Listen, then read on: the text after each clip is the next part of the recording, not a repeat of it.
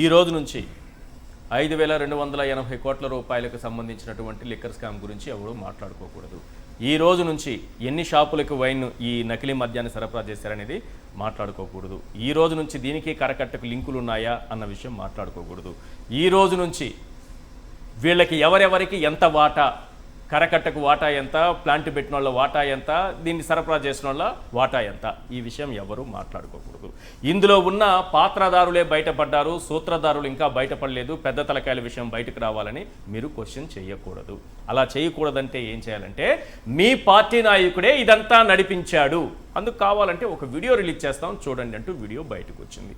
ఈ రోజు నుంచి నేను చెప్పిన విషయాలన్నీ మర్చిపోయి వైఎస్ఆర్సీపీకి సంబంధం ఉందా లేదా అన్న విషయంపైనే చర్చలు జరగాలి. ఈశ్వర్ గారు, ముందుగా మీకు ప్యానెల్లో ఉన్న అందరికీ అట్లానే సాక్షి టీవీ ప్రేక్షకులకు నమస్కారాలు. మీరు చెప్పిన ఒక సినిమాలో ఏదంటే అతను ఎక్స్ దొంగ ఇట్లా చిన్న చిన్న దొంగతనాలు చేస్తూ దొరికిపోతూ ఉంటాడని ఉంటుంది. అది బ్రహ్మానందం అనుకుంటా కదా, బ్రహ్మానందం. కానీ ఇక్కడ చంద్రబాబు నాయుడు గారు వీళ్ళ క్యాబినెట్ 22 మంది క్రిమినల్స్ కలిగినటువంటి క్యాబినెట్ ఏడీఆర్ రిపోర్ట్ ఇచ్చింది. అంటే భారతదేశ చరిత్రలో 22 మంది మంత్రులు క్రిమినల్స్ కేసులు ఉన్నటువంటి క్యాబినెట్ ఏదన్నా ఉంటే ఇదే. మరి వీళ్ళకి ఎలాంటి ఆలోచనలు వస్తాయి కదా. వీళ్ళు డైవర్షన్ పాలిటిక్స్ బాగా అలవాటు వీళ్ళకి. విజయవాడలో వరద వస్తే బుడమేరు నుంచి ఆ వరదను విజయవాడ మీదకి డైవర్ట్ చేసింది వాళ్ళే. మళ్ళీ తీసుకెళ్లి జగన్మోహన్ రెడ్డి గారి మీద ముద్రేశారు. ఏమని, బోటు అడ్డం పడిపోయింది, ప్రకాశం బ్యారేజ్ కూలిపోతుందో 2 లక్షల మంది చచ్చిపోబోతున్నారని ప్రచారం చేశారు. తిరుమల లడ్డులో జంతువుల కొవ్వు కలిసిందని చెప్పి ప్రచారం చేసింది వీళ్ళే. సో ఇట్లా డైవర్ట్ చేయడానికి, అప్పుడు ఉన్నటువంటి రాజకీయ అంశాలను డైవర్ట్ చేయడానికి ఏదో ఒక అంశాలను వీళ్ళు ఎత్తుకోవడం అలవాటు. ఇప్పుడు ఈ రోజు బర్నింగ్ ఏం నడుస్తుంది రాష్ట్రంలో, ఒక పక్క మెడికల్ కాలేజీల అంశం, రెండో అంశం రాష్ట్ర వ్యాప్తంగా నకిలీ మద్యం, నారావారి నాటు నకిలీ మద్యాన్ని ఏరులై పారించి విచ్చలవిడిగా ఏదైతే మద్యం షాపులకి, బెల్ట్ షాపులకి సప్లై చేసి ఏదైతే ప్రజల ప్రాణాలను తీస్తున్నారు అనేది ఓపెన్గా ఈరోజు రాష్ట్ర వ్యాప్తంగా కాదు సార్, పక్క రాష్ట్రాల్లో కూడా చర్చించుకుంటున్నారు. ఆంధ్రప్రదేశ్లో మందు తాగితే, ఒకవేళ పొరపాటున అక్కడికి వెళ్ళి మందు కానీ మనం తాగితే స్పాట్లోనే చచ్చిపోతున్నారంటని ఈరోజు పక్క రాష్ట్రాల్లో కూడా చర్చించుకుంటున్నారు. కాబట్టి దానికోసం ఏం చేయాలి, ఇది నరేంద్ర మోడీ గారికి తెలియదా? ఆ వార్త రాసినందుకు కేసులు పెడితే పెట్టమని సార్. పక్క రాష్ట్రం వాళ్ళు చర్చించుకుంటుంటే వాళ్ళని కూడా అరెస్ట్ చేస్తారా? అరెస్ట్ చేస్తారు. ఇప్పుడు మోడీ గారి దగ్గరికి వెళ్ళాడు కదా వాళ్ళు చంద్రబాబు నాయుడు గారు, ఆయన అడుగుతాడు కదా, ఏమయ్యా ఈ నాటు సారా నకిలీ సారా మా ప్రభుత్వాల్లో ఎప్పుడెట్లేదు ఏందని అడుగుతాడు కదా. లేదు సార్, ఇది వైఎస్ఆర్సీపీ వాళ్ళు కుట్ర పన్నారు, ఇదిగోండి పలానా ఎక్స్ మినిస్టరు అని చెప్పి చెప్పాలి కదా. అందుకని చెప్పి సడన్ గా వాళ్ళ వీడియోని రిలీజ్ చేశారు. అసలు ఇతను ఎవరైతే ఇప్పుడు ఆ వీడియోలో ఉన్నటువంటి జనార్దన్ రావు సార్, ఎవడన్నా కేసు ఉంటే దర్జాగా విదేశాల నుంచి ఆంధ్రప్రదేశ్కి వచ్చేస్తాడా? అంతే కదా, వీలైన ఎక్కువ రోజులు పారిపోతారు కదా. కానీ నేను వస్తున్నా అని దర్జాగా వీడియో రిలీజ్ చేయటం, ఇట్లా టీవీగా ఇట్ట నడుచుకుంటూ, అని మనం కూర్చున్నాం కానీ అడగ చూపించలేం.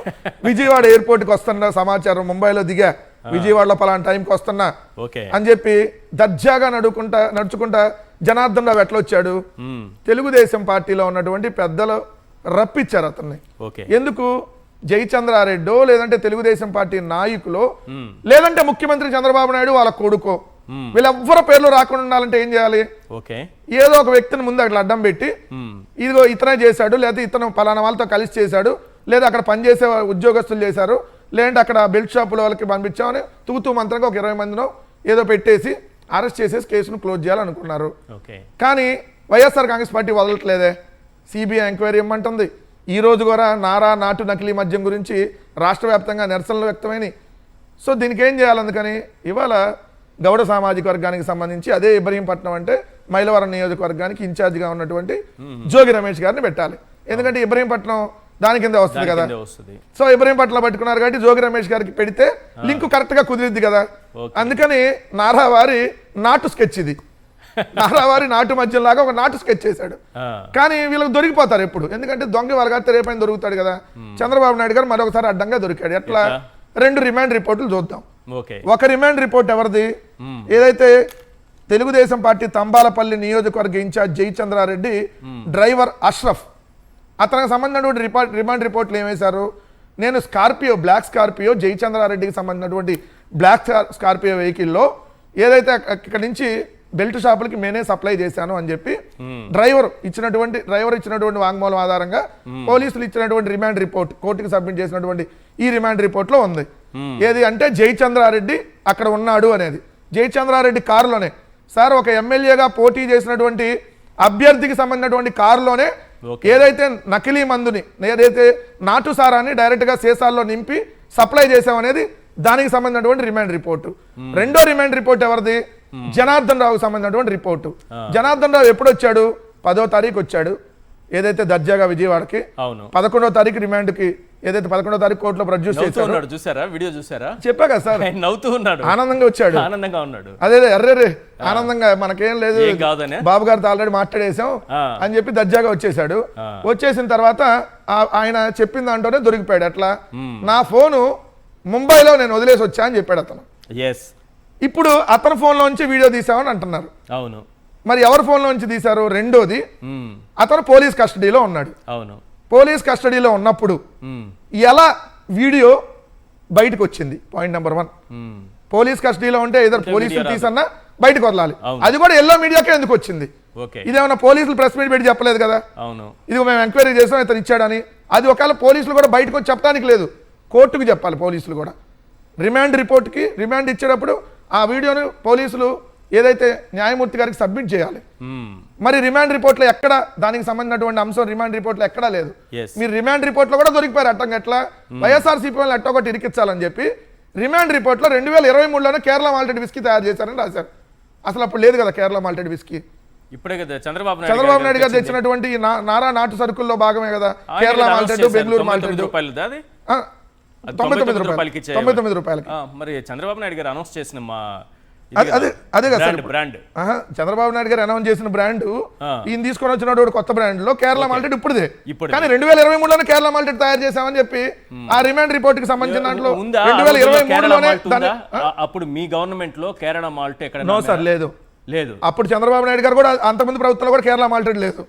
ఇప్పుడు చంద్రబాబు నాయుడు గారు నారా నాటు సరుకులో భాగంగా Kerala malted whisky, Bengaluru malted whisky, Sumo అంటే ఆ సుమో కాదు, టాటా సుమో కాదు, Sumo whisky, short whisky, Bengaluru malted, ఏదైతే గుడ్ ఫ్రెండ్స్, ఇదేంటి మంజీరా బ్లూ అంట, మన మంజీరా అపార్ట్మెంట్ చూసాం మంజీరా బ్లూ, అడ్మైరల్ బ్లూ, రకరకాల కంపెనీలు తీసుకొని వచ్చారు.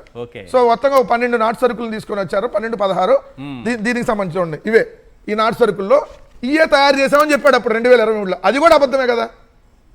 రెండో అదే రిమాండ్ రిపోర్ట్లో ఉన్నాడు, ఇతను గోవా వెళ్తే మద్యం షాప్ దగ్గర ఒక వ్యక్తి పరిచయం అయ్యాడంట, అతను ఇతను కలిసి మాట్లాడుకొని తయారు చేసామన్నాడు. సో ఇవన్నీ తప్పుడు రిపోర్ట్లే కదా. సో వీళ్ళకి అడ్డంగా దొరికిపోవటం సిట్కి అలవాటు. సిట్ అంటే మీరు అనుకున్నారు సిఐటి సిట్ దొరికిపోవడం అలవాటు, ఎస్ఐటి సిట్ కాదు. ఎస్ఐటి సిట్ అంటే స్పెషల్ ఇన్వెస్టిగేషన్ టీమ్. ఈ లైఫ్ సగ్గానే పనిచేస్తారు. ఇప్పుడు చంద్రబాబు నాయుడు గారు వేసింది ఎవరిని? CIT SIT, Chandrababu Naidu investigation team. వీళ్ళు ఏం చేస్తారు? చంద్రబాబు నాయుడు గారు 12 అట్టపెట్లు 11 కోట్లు ఇవాళ అల్లేంట్రా కదా అనగానే వాళ్ళు అల్లేస్తారు. ఇదిగో లెక్కరంతా ఆఫ్రికా నుంచి వచ్చింది, లేకపోతే ఆఫ్రికాలో దానికి కామెరూన్కి ఆంధ్రాకి సంబంధం ఉంది. లేదు మనం చూసాం కదా, అంతా డబ్బంతా బెంగళూరులోనే ఉంది, అంతా నేలమాలిగల్లోనే ఉంది, అదిగో అంతా తాడేపల్లిలో లెక్క పెట్టేస్తారు కింద మిషన్లో, అదిగో అంతా భూములు కొనేశారు, అదిగో అంతా ఆఫ్రికా ఖండంలో పెట్టారు, అదిగో అంతా టాంజానియాలో ఇనుప కర్మాగారం పెట్టేశారు. అప్పుడు వెళ్ళారు కదా సిట్ కదా. ఇప్పుడు కూడా సిట్ మళ్ళీ అదే కళ్ళడానికి ఇది కొత్త సిట్ వచ్చింది. వీడియో చెప్పలేదు వెంకటేష్ నాయుడు నోట్ల కట్టలు, అదేమైంది ఆ వీడియో? అప్పుడు వాళ్ళు ఫోన్ లో నుంచి వచ్చిందని చెప్పారు కదా, ఈ రోజు వచ్చింది సార్ అఫీషియల్ గా. అది ఫోన్ ఇవాళ ఓపెన్ చేయడానికి అనుమతి ఇచ్చారు, ఇవాళ అనుమతి ఇచ్చారు అఫీషియల్. వీడియో అప్పుడే ఎట్లా వచ్చింది? అదే వచ్చింది సార్, అదే చెప్పట్లే. 12 అట్టిపెట్లు 11 కోట్లు ఏమైనాయి? రిజర్వ్ బ్యాంక్ దగ్గర ఆ నోట్లు ఎక్కడ రిజర్వ్ బ్యాంక్ పంపించి ఆ నోట్లు ఎప్పుడు చెక్ చేయించారా? మరి ఎందుకు మళ్ళీ దాన్ని ఆ కథను అంతటితో ఆపేశారు? సో ఇవన్నీ చెప్పాలి కదా. ఆ సిట్ ఎలా కట్టు కథలు వెళ్తుందో, ఏదైతే లేనటువంటి ఏదైతే లెక్కర కుంభకోణాన్ని ఉందని చూపించి జగన్మోహన్ రెడ్డి గారి ప్రభుత్వంలో ఏదో జరిగిందని చూపించడానికి ఆ సిట్ని చంద్రబాబు నాయుడు గారు ఎలా వాడుతున్నాడో, ఇప్పుడు ఈ సిట్ను కూడా ఆయన హయాంలో ఆయన ఆధ్వర్యంలో, మళ్ళీ చెప్తున్నాను సార్, ఆయన ఆధ్వర్యంలో నడుస్తున్నటువంటి ప్రభుత్వంలో ఆయన జిల్లాలో ఆయన పార్టీ నాయకుడు ఏదైతే ఒక పెద్ద ఫ్యాక్టరీని పెట్టి నడుపుతుంటే, సార్ ఇది మనం ఒక్క మొలకల చెరువుకే దయచేసి పరిమితం చేయొద్దు సార్, ఎందుకంటే ఇది ఒక మనం మొలకల చెరువుతోనే మాట్లాడుతున్నాం.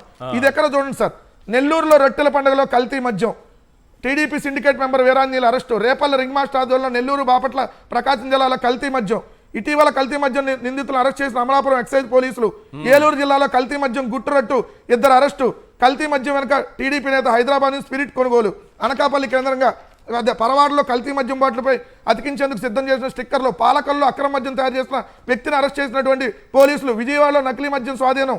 ఇట్లా చూస్తే మీరు మొత్తం లిస్టు చాంతాడంత ఉంది.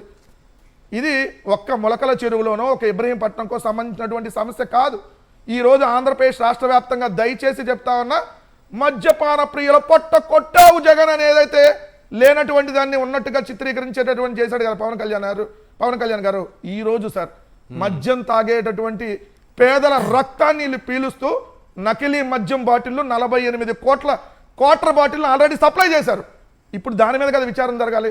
చంద్రబాబు నాయుడు గారు, మీరు 4 సార్లు ముఖ్యమంత్రి, 15 ఏళ్ల రాజకీయ అనుభవం చెబుతారు కదా, మీకు ఈ మద్యం కుంభకోణంలో, ఈ నకిలీ మద్యం కుంభకోణంలో మీ హస్తం కానీ మీ కుమారుడి హస్తం కానీ లేకపోతే సుప్రీంకోర్టు సిట్టింగ్ జడ్జితో విచారణకు అయిపోద్దామా? మేము సవాలు విసురుతా ఉన్నాం వైఎస్ఆర్ కాంగ్రెస్ పార్టీ తరఫున. మీరు సుప్రీంకోర్టు సిట్టింగ్ జడ్జితో కానీ సిబిఐ ఎంక్వైరీకి కానీ ఇద్దాం. అప్పుడు ఎవరు కలపడ్డారు? జోగి రమేష్ గారు ఉన్నారా? లేదంటే జయచంద్రారెడ్డి వెనక నారా లోకేష్ ఉన్నాడా? నారా లోకేష్ బినామీలు ఉన్నారా? చంద్రబాబు నాయుడు గారికి తెలిసి ఎంత వాటా వెళ్ళింది? ఒక్క ఏడాదిలో 5,280 కోట్లు. ఇది ఆల్ ఇండియా రికార్డ్ సార్. ఏ ప్రభుత్వంలో ఒక్క ఏడాదిలో 5,280 కోట్ల మరి జోగి రమేష్ అంత స్టామినా ఉందా? 5,280 కోట్లు అంటున్నారే,